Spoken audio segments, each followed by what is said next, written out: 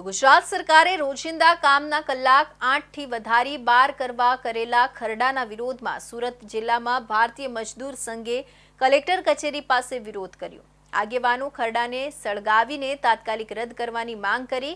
પોલીસે કાર્યકરોને ડિટેઇન કર્યા। ગુજરાત સરકાર દ્વારા શ્રમિકોના રોજિંદા કામના કલાક 8 કલાકથી વધારીને 12 કલાક કરવા બનાવેલા ખરડાના વિરોધમાં સુરત જિલ્લા ભારતીય મજદૂર સંઘે સુરત જિલ્લા કલેક્ટર કચેરી ગેટ પાસે પ્રદર્શન કર્યું હતું।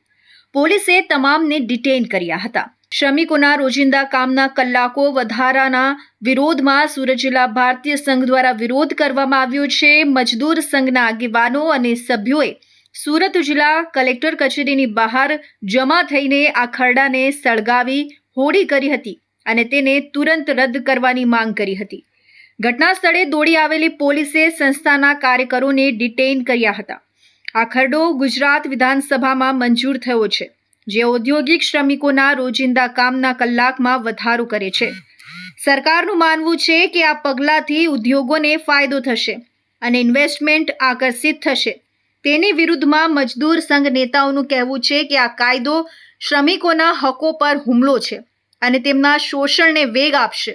તેમનો આરોપ છે કે સરકારે આ નિર્ણય લેતા પહેલા મજદૂર સંઘો અને હિતધારકો સાથે ચર્ચા કરી નથી। મજદૂર સંઘના આગેવાનોએ ચેતવણી આપી છે કે જો સરકારે આ ખરડો પાછો નહીં ખેંચ્યો તો તેઓ વ્યાપક પ્રમાણમાં વિરોધ પ્રદર્શનો અને હડતાલનો આશરો લેશે।